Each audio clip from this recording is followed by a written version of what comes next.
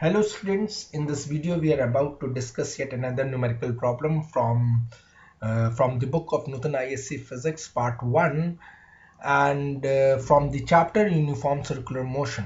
The question number 23rd. The question says that there is a road having a radius of a turn of 500 meter. The width of the road is 10 meter and its outer edge is 0.15 meter above than the inner edge.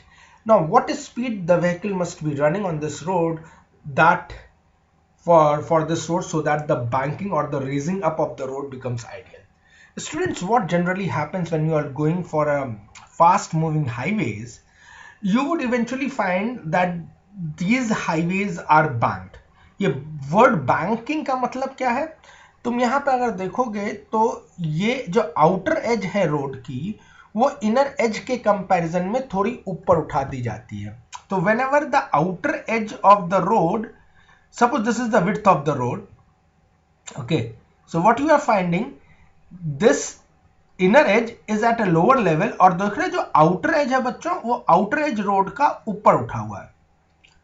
ठीक है, अब चूंकि outer as road का ऊपर उठा हुआ है inner as के कंपैरिजन में, इसी चीज को हम लोग क्या कहते हैं फिजिक्स की भाषा में, हम लोग इसको कहते हैं बैंकिंग कर दिया गया है. तो banking means raising up the outer edge of the road with respect to the inner edge. अब ये कितने डिग्री या कितने एंगल से बैंक किया गया है ये कहलाता है angle of banking theta, and this angle this is known as angle of banking.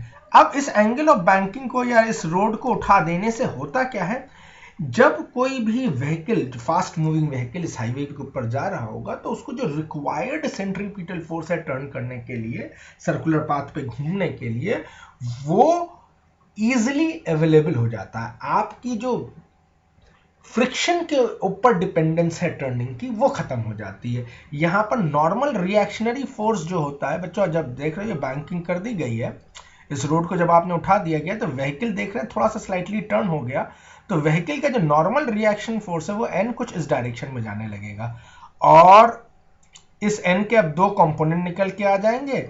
ये एंगल भी थीटा होगा तो इस डायरेक्शन में आ जाता है कंपोनेंट एन कॉस थीटा और इधर की तरफ जो एंगल निकल के आता है वो आ जाता है एन साइन थीटा. हम लोगों ने इस क्वेश्चन को, इस तरह के टॉपिक को बहुत डिटेल में डिस्कस किया था जब हम लोग थ्योरी की क्लास कर रहे थे. मैं एक शॉर्टकट में मैं यहाँ पर इस बात का एक्सप्लेनेशन दे रहा हूँ आपको. तो जैसे ही आपने रोड को ऊपर की तरफ आउटर एज को उसको उठा दिया तो आपने देखा कि व्हीकल जो है वो थोड़ा स्लांट हो गया रोड से और जो नॉर्मल रिएक्शनरी फोर्स है वो कुछ एंगल पे एक्ट कर रहा है और उसकी वजह से नॉर्मल रिएक्शनरी फोर्स के दो कंपोनेंट मिल गए. एक मिल गया आपको vertically upward N cos theta और एक towards the centre of the road that is N sine theta.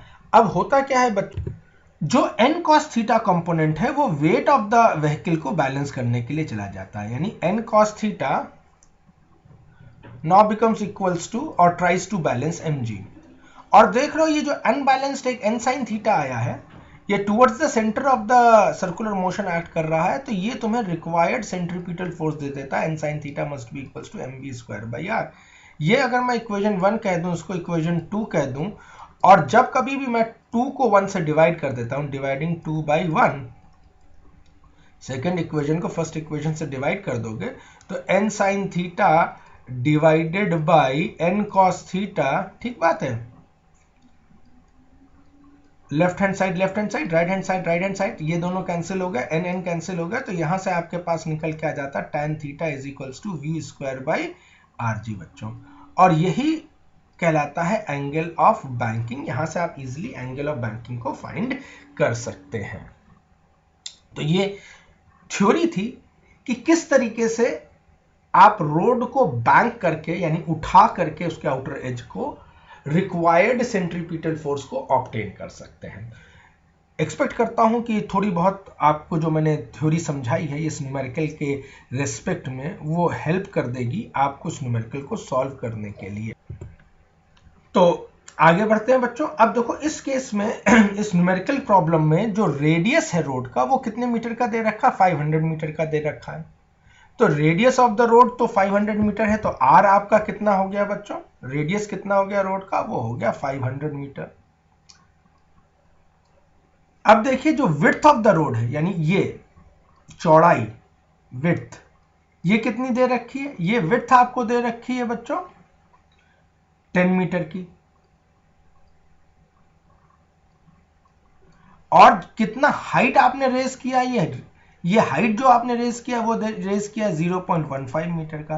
तो बच्चों अब तुम देखो जो ये राइट एंगल ट्राइंगल बना हुआ है विड्थ और हाइट की वजह से, इससे आप बड़ी इजीली tan थीटा निकाल सकते हो ट्रिग्नोमेट्रिकल रेशियो से। tan थीटा क्या होता था? Perpendicular upon base. तो बच्चों यहां पे परपेंडिकुलर कितना है इस एंगल के सामने वाला? दैट इज 0.15, और बेस कितना है बच्चों? वो है 10। तो tan थीटा की वैल्यू आपके पास आ गई 0.15 अपॉन 10।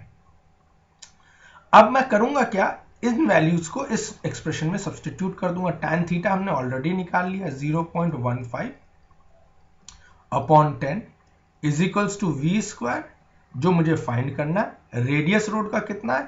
500 मीटर का है बच्चों, और gravity as per the question given it is 10, तो I am just substituting it, this 10 and this 10 goes off, so I get v square as 0.15 into 500, which on solving will give me 75, or v simply as root of 75, that is 8.66 metre पर second. Expect करता हूं बच्चों कि ये पूरी working से आपको इस तरह के न्यूमेरिकल प्रॉब्लम को सॉल्व करने का मेथड समझ में आ गया होगा। अगर आपको ये सोल्यूशन अच्छा लगा हो तो please kindly share with your friends and your classmate, और अगर अभी तक आपने इस चैनल को सब्सक्राइब नहीं किया हुआ है तो please do subscribe it. Thank you very much.